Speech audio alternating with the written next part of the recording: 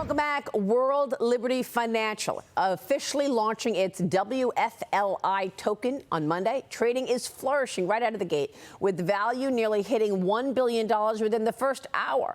Donald Trump Jr. writes this on X: "This isn't some meme coin. It's the governance backbone of the real ecosystem, changing how money moves, freedom and finance, and America First, home team."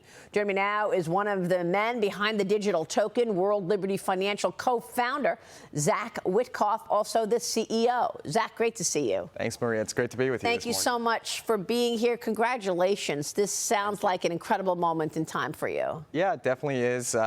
We launched the WLFI token on Monday. It's trading at, I believe, $23 billion FDV right now on billions of dollars of volume, and we accomplished that in a little over a year. So it's quite an accomplishment.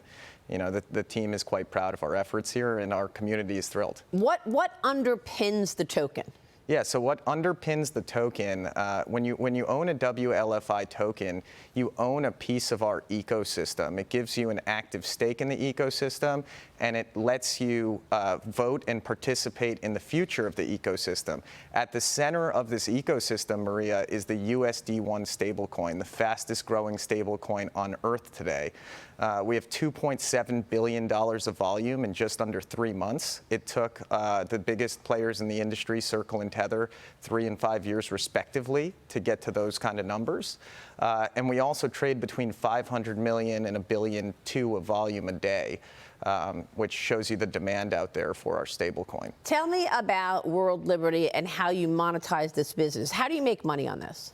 How does USD1 make money? Yeah. USD1 makes money by taking the deposits it receives for its stablecoins and then just buying U.S. Treasuries and short-term cash equivalents. It's one-to-one backed, it's secure, it's safe, and it's transparent, and we think it's the future of finance. Why do you think there was so much demand? I mean, you said you went to what? Zero to multi-billions in a couple of, what, weeks, months? We went from 0 to 23 billion in just about a year. And I think that there's a large appetite out there for stable coins, right? You've seen that with Circle and Tether, but those projects don't have a governance token behind them that lets you be an active participant in the ecosystem. So I think that makes our project really unique. And what are the strategic relationships that you've got to have in order to create this ecosystem? Yeah, so we have really strong partnerships with, you know, the world's leading exchanges like Binance, Coinbase, OKX, Bybit, BitGet, Kraken. By the way, you look at any of those exchanges, the volume is soaring. It's soaring because there's a massive appetite out there for crypto today. Like I said, it's a safer, more transparent, and ultimately it's a better way to transact. Tell me about the impact on the banks. I was reading this earlier, the Lindsay Group out with this report. It says widespread crypto adoption is not without consequence. And, you know, Mickey Bowman had a point at the conference I was at in Jackson Hole the other day that the challenge from crypto is not one that the Fed can afford to lose.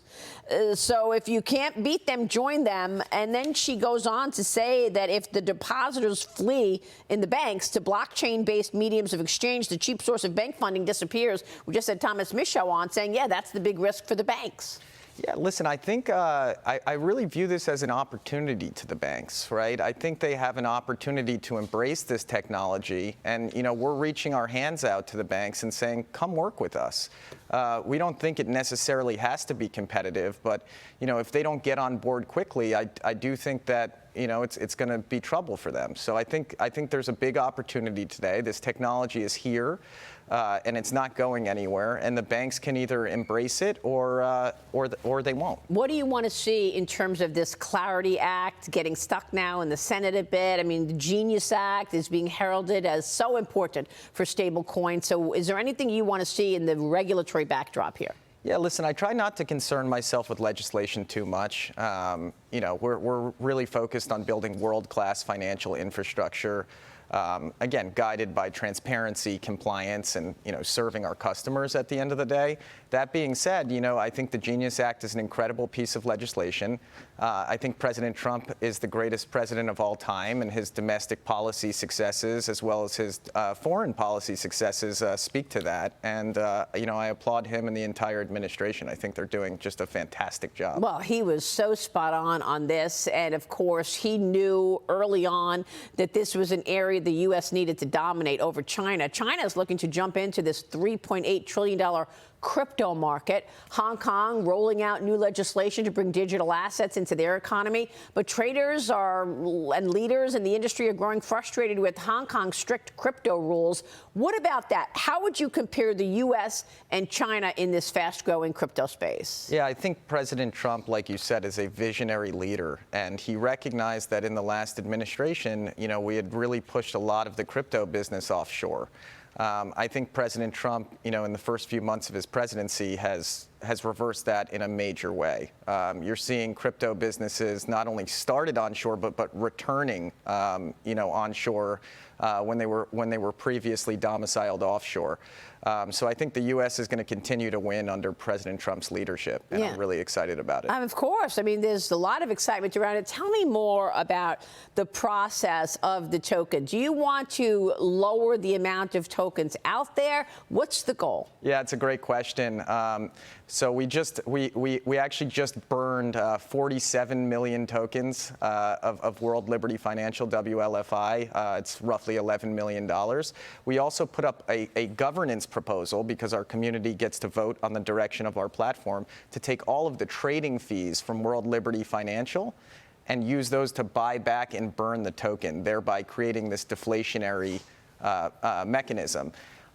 We expect the community to pass that proposal. I think they're quite excited about it. But yes, there's a plan to buy back and burn tokens. So how does that play out? I mean, what's the impact of burning down the tokens? Well, listen, when you're reducing supply, constantly, you're pushing the price up in the system. Yeah, you're pushing the price up, but this isn't done to push the price up. This is done, to support the community and to support those that have supported us. It's very similar to a share buyback, right? And so, I think the community is quite excited about buybacks. The greatest projects on Earth, like Hyperliquid and BSC, employ a similar mechanism, and we're quite excited about it. Well, the Witkoff family is changing the world in many ways. Your father, of course, Steve Witkoff, has done an incredible job. Zach, congrats. Thanks very much. Please come back to give us a status check. Thanks so much. Will do, Maria. Good to see you. Good to see you as well. Zach Witkoff here. Stay with us. We'll be right back.